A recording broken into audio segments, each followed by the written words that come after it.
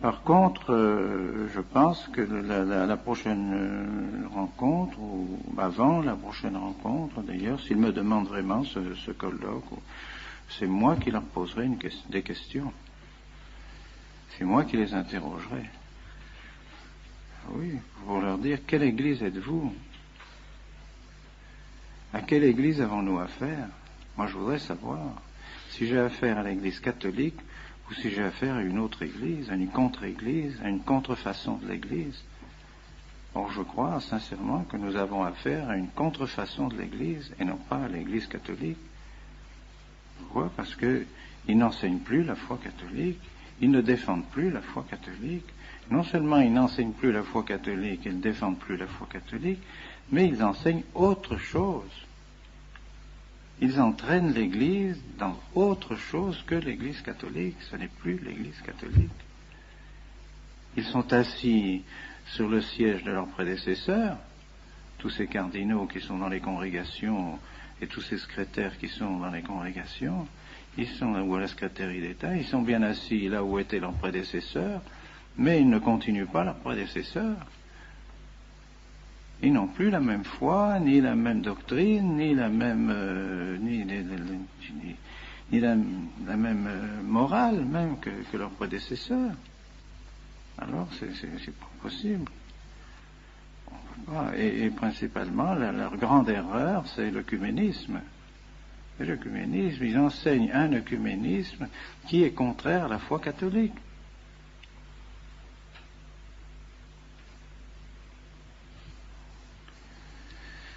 Et je dirais que pensez-vous des anathèmes du Concile de Trente? Que pensez-vous des anathèmes du Concile de l'encyclique Auctorem Fidei sur le Concile de Pistoie? Que pensez-vous du syllabus? Que pensez-vous de l'encyclique sur Immortale Dei du pape Léon XIII? Que pensez-vous de la lettre sur le sillon par le pape Saint-Pidis, de l'encyclique Quas Primas du pape Pie XI, de Mortali Humanimos du pape Pie XI, justement contre l'œcuménisme, contre ce faux œcuménisme, et ainsi de suite. Enfin, pensez-vous de tout ça? Qui me répondent s'ils sont toujours d'accord avec tous ces documents des papes, avec ces documents officiels qui définissent notre foi. Ce ne sont pas des documents quelconques, ce ne sont pas des allocations privées, des allocutions privées ou des conversations privées des papes. Ce sont des documents officiels et qui engagent l'autorité du pape. Alors moi, je pense qu'on peut et on doit même croire que l'Église est occupée, Elle est occupée par cette contre-Église, que nous connaissons bien et que les papes connaissent parfaitement et que les papes ont condamné tout au long des siècles, depuis maintenant bientôt 4 siècles. L'Église ne cesse de condamner cette contre-Église qui est née avec le protestantisme surtout, qui s'est développée avec le protestantisme, et qui est à l'origine de toutes les erreurs modernes, qui a détruit toute la philosophie et qui nous a entraînés dans toutes ces erreurs que nous connaissons, que les papes ont condamnées: libéralisme, socialisme, communisme, modernisme, sionisme, que sais-je, nous en mourrons. Les papes ont tout fait pour condamner cela, et voilà que maintenant ceux qui sont sur les sièges de ceux qui ont condamné ces choses-là, eh bien, sont maintenant d'accord, pratiquement, avec ce libéralisme et avec cet œcuménisme. Alors, on ne peut pas accepter ça. Et plus les choses s'éclairent, et plus nous nous apercevons que ce programme qui a été élaboré dans les loges maçonniques, tout ce programme a été élaboré, toutes ces erreurs ont été élaborées dans les loges maçonniques, eh bien, on s'aperçoit tout doucement, et avec des précisions de plus en plus grandes, qu'il y a tout simplement une loge maçonnique au Vatican. Et que maintenant, quand on se trouve devant un secrétaire de congrégation ou un cardinal qui se trouve assis dans le siège, à la place, dans le bureau, où se trouvaient de saints cardinaux, et des cardinaux qui avaient la foi, qui défendaient la foi de l'Église et qui étaient des hommes d'Église, ben on se trouve devant un franc-maçon. Alors, est-ce que c'est la même chose? Alors c'est bien, ils brandissent la même obéissance. Oui, autrefois, on nous disait d'obéir à la foi, on nous faisait faire le serment antimoderniste, on nous faisait faire les professions de foi, et tout ça. Maintenant, ces gens-là, qu'est-ce qu'ils font? Quelle foi ils nous demandent de professer? C'est plus la même. Alors on brandit toujours obéissance, obéissance, obéissance. Ah oui, mais quand même. Obéissance à l'Église, oui. Obéissance à ce que l'Église a toujours commandé, oui. Obéissance à la foi de l'Église, oui. Mais obéissance à la franc-maçonnerie, non. Ben non. Ben, c'est ça, c'est sûr. Et dernièrement, donc, on m'a apporté des documents qui semblent tout à fait véridiques. Des documents qui montrent des correspondances entre Bugnini et le grand maître de la maçonnerie sur toute la réforme liturgique. Avec elle, le grand maître de la maçonnerie demande à Bugnini d'appliquer la réforme du fameux Rocca, les prêtres apostats, Rocca, qui, lui, avait prédit déjà tout ce qui devait se faire et avait déjà prévu tout ce qui devait se faire lorsque le Vatican serait occupé par la maçonnerie. Voilà ce qu'il faut faire. Et alors maintenant, le grand maître de la maçonnerie demande à Bugnini d'appliquer cela. Et le grand principe dit il faut arriver à la naturalisazione, comme il dit, naturalisazione dell'incarnazione. Donc désurnaturaliser l'incarnation. Donc on arrive au naturalisme. Et que cela, il faut appliquer les principes de la langue vernaculaire, de la démultiplicité des rites, de la multiplicité de la liturgie, pour rendre la liturgie complètement confuse et mettre la confusion partout.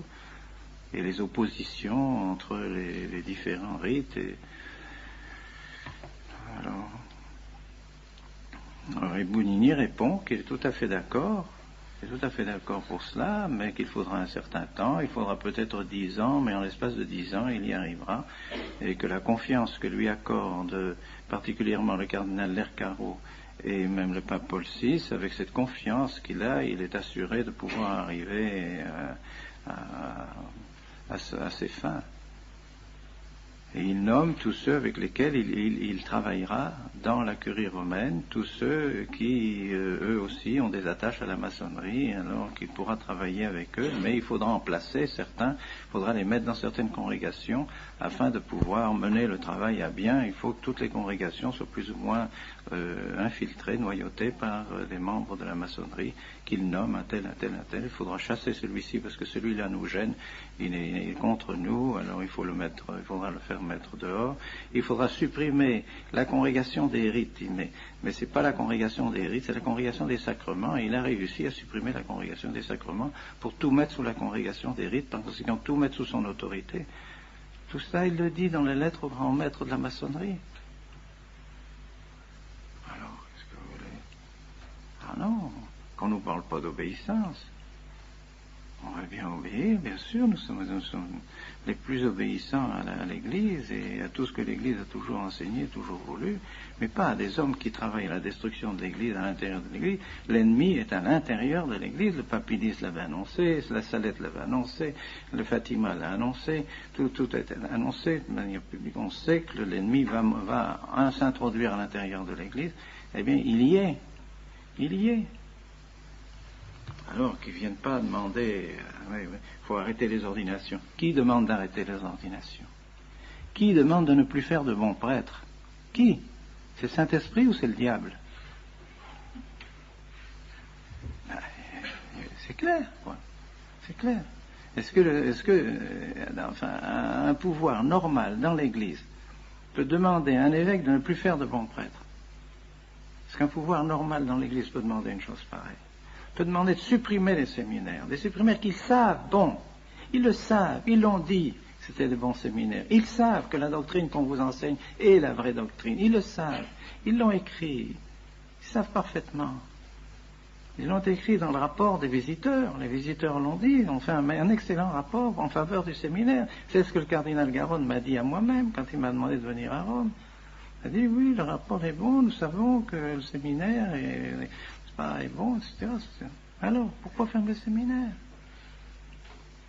Tout simplement parce que nous ne voulons pas suivre ces orientations maçonniques de l'œcuménisme, toutes ces orientations nouvelles qui ont été forgées dans les loges maçonniques. Alors on veut fermer le séminaire. Mais non, c'est pas possible. Ça vient pas du Saint-Esprit, ça vient pas de l'Église. C'est pas l'Église qui nous demande de fermer le séminaire. C'est pas l'Église. C'est pas le pape en tant que pape. Ce sont pas ceux qui sont écrits en tant qu'ils sont vraiment les successeurs de ceux qui étaient avant eux, non. C'est une loge maçonnique qui est arrivée à pénétrer à l'intérieur du Vatican, qui mène tout, et qui évidemment ne peut pas nous sentir, c'est clair, c'est évident, que nous faisons obstacle à leur plan de destruction du sacerdoce, de destruction de la messe, de destruction de la liturgie, c'est évident, c'est évident. Alors est-ce que nous devons obéir? Moi, je crois en conscience devant mon Dieu. Quand il me dit réfléchissez bien en conscience devant Dieu ce que vous faites, ben oui, j'ai tout réfléchi devant mon Dieu. Si je me trompe, que le bon Dieu me donne la lumière pour me montrer que je me trompe, je ne crois pas. Je crois vraiment que en faisant ce que je fais et en ordonnant les prêtres que je vais ordonner, je crois que je sers l'Église. Je ne le ferais pas si j'avais seulement un instant la pensée que ça pouvait être contraire au bien de l'Église. Je m'abstiendrai bien sûr de faire des choses pareilles, c'est trop grave. C'est bien le contraire. Enfin, les faits sont évidents maintenant. Les effets de cette réforme et de cette persécution de l'Église à l'intérieur de l'Église sont clairs, tout le monde. Ça devient de plus en plus clair. Il suffit de lire la documentation catholique à chaque fois pour s'apercevoir combien les idées fausses sont infiltrées dans les documents épiscopaux, dans tous les documents, toutes ces commissions théologiques. Lisez celui qu'on m'a donné à midi, une commission de théologie. Mais c'est plein d'erreurs, plein d'erreurs. C'est un esprit faux, un esprit qui n'est pas du tout l'esprit de l'Église. Alors, c'est pour ça que nous n'hésitons pas un instant et j'espère que le bon Dieu continuera à nous bénir.